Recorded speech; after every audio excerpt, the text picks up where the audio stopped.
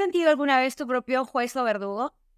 Salir de la adversidad y llegar a la victoria ha sido de verdad un proceso retador de enfrentar. Hubo un tiempo en que yo me sentía así, culpando a la vida y buscando solo la aprobación de los demás. Nací en una familia de 6 hermanos y viví desde niña experiencias que me llevaron a no aceptarme y valorarme, viviendo además en una total soledad y desatención. Me casé a los 17 años con una niña que ya venía en camino, viviendo en una disconformidad de quien yo era, ocultando mis propios miedos internos y no permitiéndome ser vulnerable. Durante varios años viví situaciones que solo me reflejaban lo poco que me valoraba. Sin embargo, hoy reconozco que siempre hubo una voz dentro de mí a la que yo me negaba a escuchar, que me decía que había otra manera de ver la vida. Y fue después de muchos años más tarde que me encontré cansada de negarme ante una realidad que no quería ver, sabiendo que algo no estaba bien en mí. Y entonces decidí darle un giro a mi vida.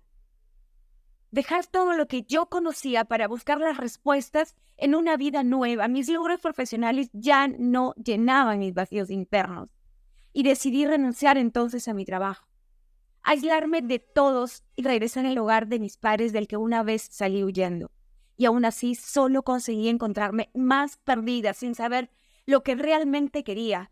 Y la culpa comenzó a tomar un rol importante en mi vida, haciéndome cada vez más complaciente con todos para poder minimizar toda esta culpa que sentía. Y entonces decidí huir nuevamente.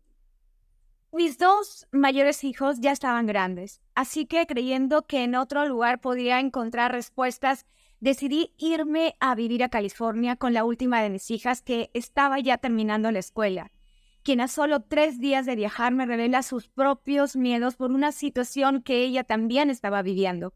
Yo no pude sostenerla. En ese momento vivía tan envuelta en mis pensamientos de autoflagelo que lo que más recuerdo es que se levantó un muro tan grande ante mis emociones que no me permitió expresarlas. Yo solo quería huir, y así fue. Viajamos juntas tal y como estaba planeado.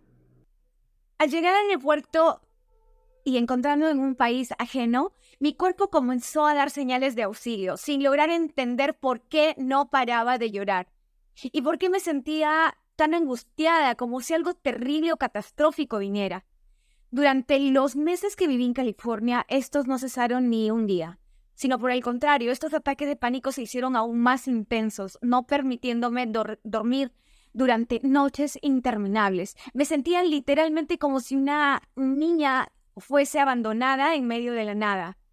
No entendía qué me estaba pasando y casi sin poder caminar e intentando ocultar todos estos episodios lo más que podía, por vergüenza ante los demás, es que decidí regresarme a Perú para enfrentar el hecho de creer estar volviéndome loca y buscar ayuda. Sin embargo, a mi retorno, a pesar de visitar psicólogos, psiquiatras y negándome a medicarme, conviví con estos síntomas por largos 3 años, anulándome por completo a realizar hasta las tareas más sencillas. María Alonso Puy nos dice en una de sus conferencias: la ansiedad es como un lobo hambriento. Si la alimentas con tu miedo, crecerá y se fortalecerá, pero si la abrazas, se debilitará y desaparecerá. Siento que esto nos lleva a analizar que la ansiedad aparece como una respuesta de nuestros pensamientos que están conectados directamente con nuestros miedos, que están necesitados de este alimento como un mecanismo de defensa ante lo que nos está obligando a salir de nuestra zona de confort, generándonos el terrible miedo al miedo. Abrazarla e ignorarla hace que ésta pierda credibilidad y fuerza ante las historias macabras que nos contamos sobre hechos que solo están basados en creencias o experiencias pasadas.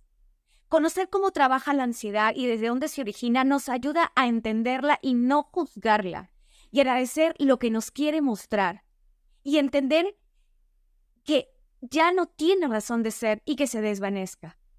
Haber vivido estos años desde mi propia desvalorización me condujo a una vida sin sentido, tratando de encontrar lo que no sabía que tenía dentro de mí. Y no fue hasta que una frase llegó a mí con total claridad que comprendí y me comprometí en mi verdadera transformación.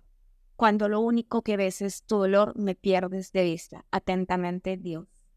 Haber decidido no llevar un tratamiento médico que solo consideraba un paliativo para mí me hizo ser consciente que mi desafío radicaba en trabajar conmigo misma y me embarqué en un viaje de autodescubrimiento.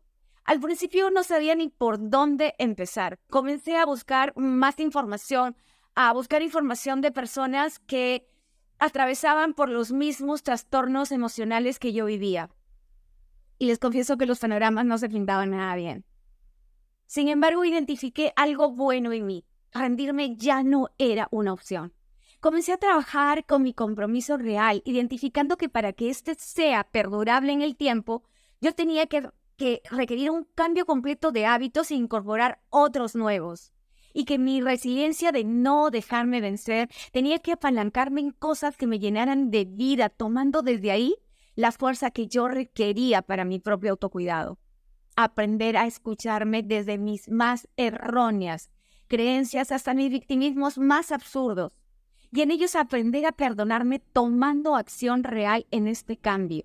Y entonces decidí salir de mi zona de confort y hacer un largo viaje. Durante algunos meses, era la primera vez que yo no huía. Tomé una mochila y estaba dispuesta a encontrarme.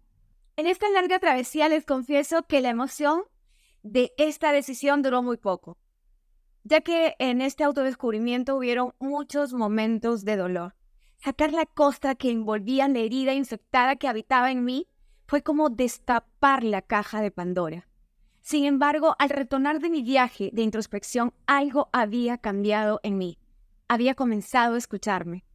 Haber vivido con la belleza de la naturaleza andina en estos meses, solo portando un par de pantalones, 3 camisetas y una chompa, y haber compartido historias de gente tan sencilla y ver cómo con tan poco eran tan felices, y ser testigo de sus verdaderas carencias y desafíos, me llevó a reconocer que el valor que le damos a todo radica en la manera en que nosotros vemos la vida a través de nuestro propio lente.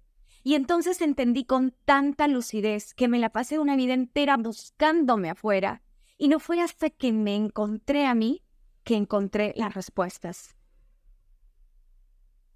Comencé a saber entonces lo que era amarse de verdad, y la abundancia comenzó a llegar en todas sus formas.